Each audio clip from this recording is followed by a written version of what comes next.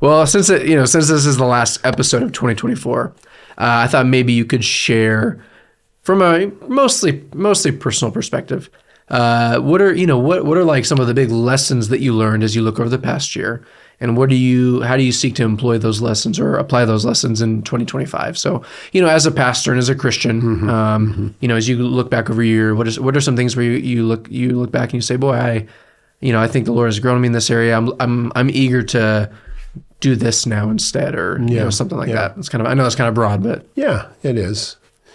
It's a hard question because, introspection is it's so much easier to objectively just answer theological questions. I know. Well, I gave you 2 weeks worth of theological and that's questions. Right. That's good. That's good. I appreciate that. I'm just saying relatively, those are easier than introspective questions because I think introspection is something that should be done, but often is not done frequently enough. And so one of the lessons that I've learned, even through your question, is that I need to be more introspective.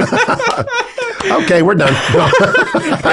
Well, you got about a year, so you have a year from now before this question pops back up. So you got some time. I think there are some things that I can say. Unfortunately, many of the things that I've learned this year are relearned from previous times that I've learned them.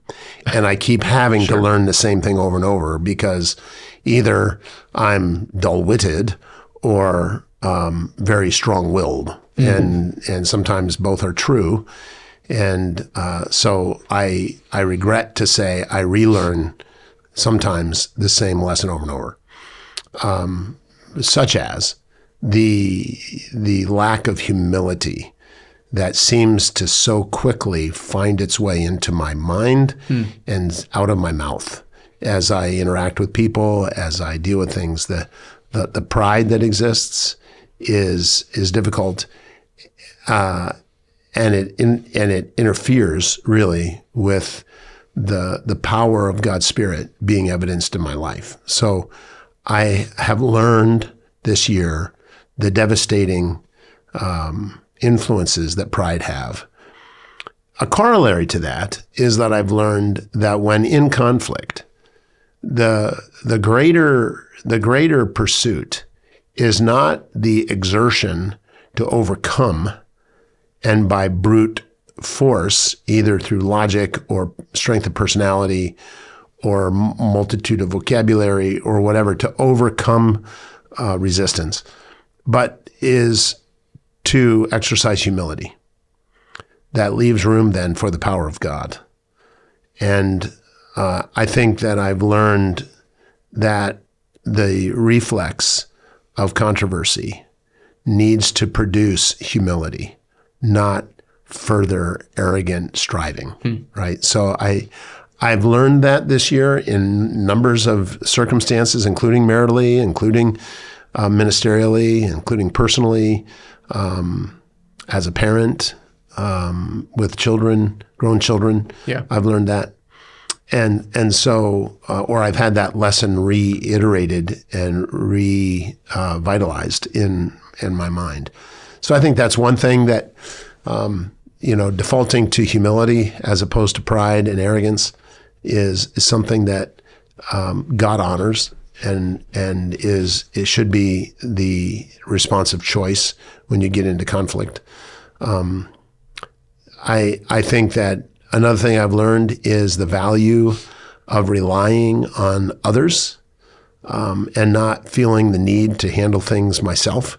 But, and I suppose that could be a corollary to pride issues, but trusting God to work through those around me, whether they be elders or pastoral staff or whoever, secretaries even. That was not intended to be in any way demeaning. I didn't mean to.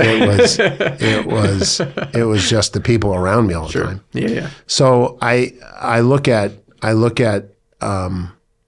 this past year, and I can just see ways that I would have excelled far more had I been more willing to rely on those around me as opposed to doing it myself. Right. I've learned that as I grow older, there are limits that that didn't used to exist. Finally found them, huh? Well, I mean, they're popping up. Okay, they're like they didn't exist whack-a-moles, before. right? All of a sudden it pops up, and then you go after it, and it disappears. You say, "No, I'm fine."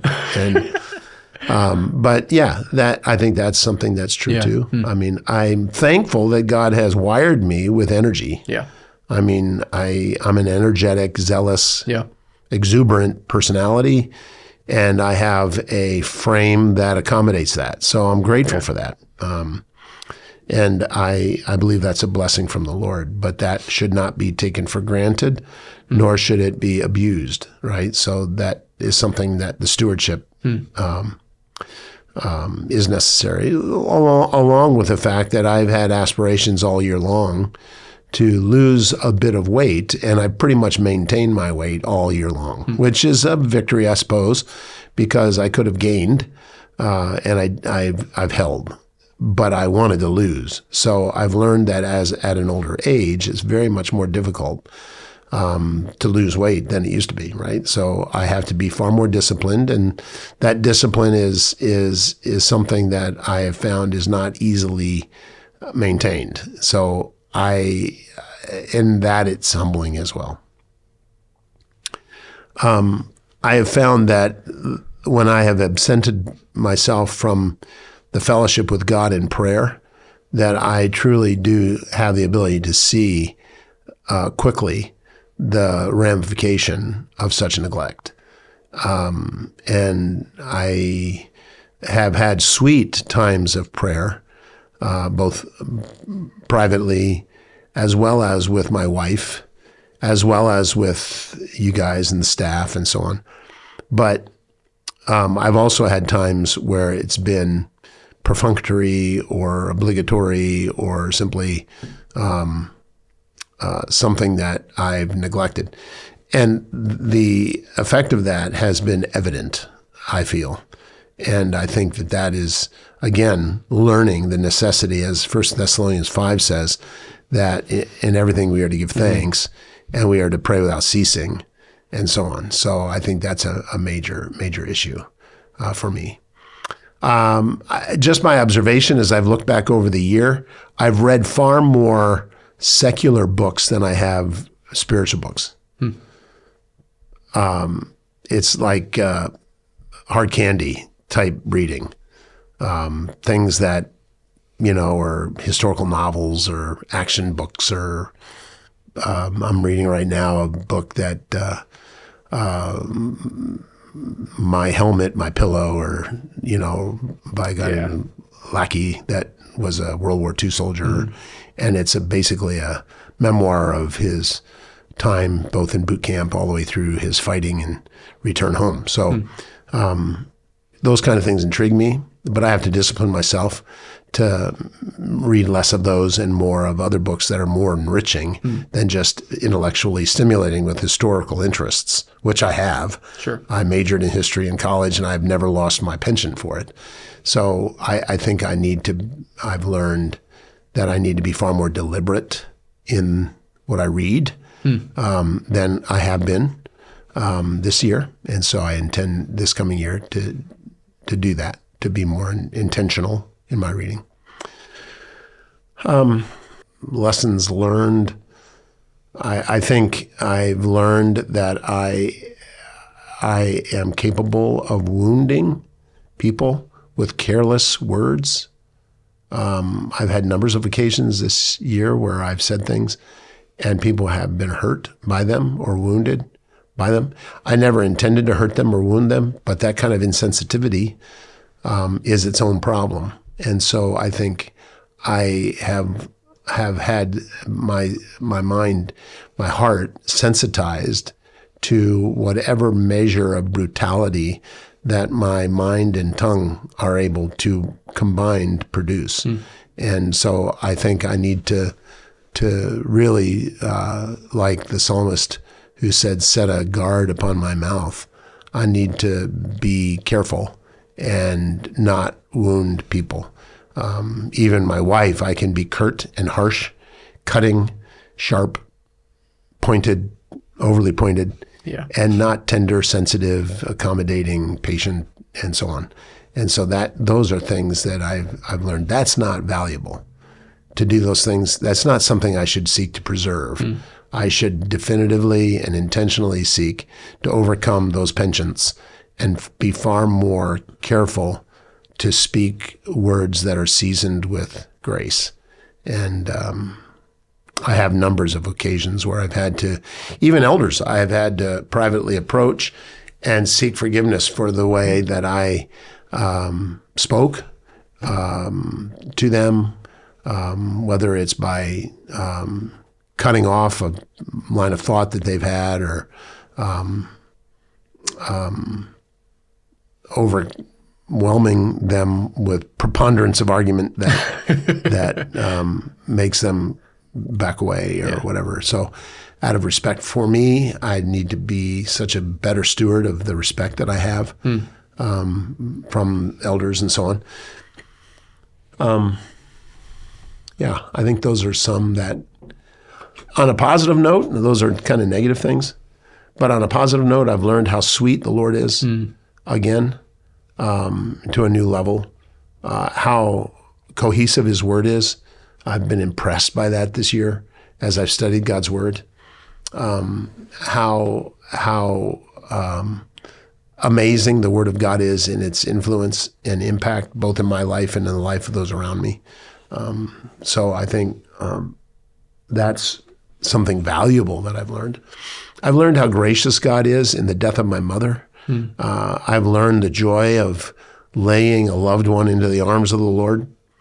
And I did that with my mom, literally. I knelt by her bed and prayed with her as she died, as she stepped into glory, where absent from this body is to be present with the Lord. And I was by her side as she did that. And just to see the sweetness of God's promise fulfilled, it was amazing. And to remind me that even as I preached in 2 Corinthians not too long ago, that this body is merely a tent that we inhabit while we're on this earth. And it's something that we are not to idolize or identify as the essence of our existence, but it's a tool that we use for a time, and it will be set aside at one point, and we will ascend into the presence of God to await the resurrection of our bodies when they are glorified. But yet, it's a tool. That's all it is.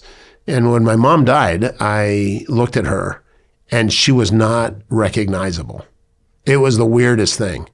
I looked at her, I stared at her face, laying there. Only moments earlier, she was still living, but she died. And while she was living, she was laboring and working and so on and so forth. I didn't notice at all her countenance. But when she died, I looked at her and I said, I don't recognize who that woman is. I mean, I would not be able to say, that's my mom. It was that stark. And perhaps that was somewhat because I knew her so well, and the vitality of her life and the look in her eye and the countenance that she carried of joy and hope and peace had all of a sudden become dormant. And the contrast was so stark that I learned that this body is to be a stewardship, but it is not who we are.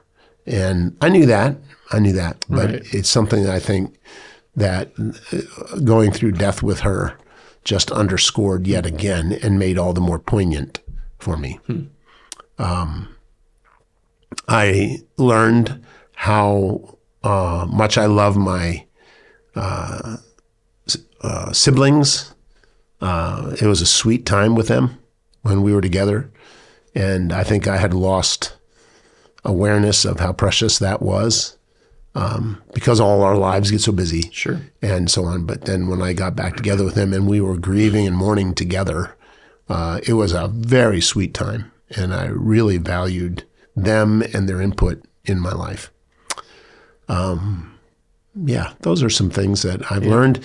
And, that would result in 2025 of contacting my siblings more, of thanking the Lord for my mom, of seeking to conduct myself with awareness that my body is stewardship, but it's not who I am, right? And being more kind with my speech, being more humble in my interactions, striving to do those kinds of things as I move forward. Not because it's 2025, but because the Spirit of God enables me to see those things. And for him who knows to do good and does not do it, to him it's sin. So whether it's a new year or not. Yeah. So very good.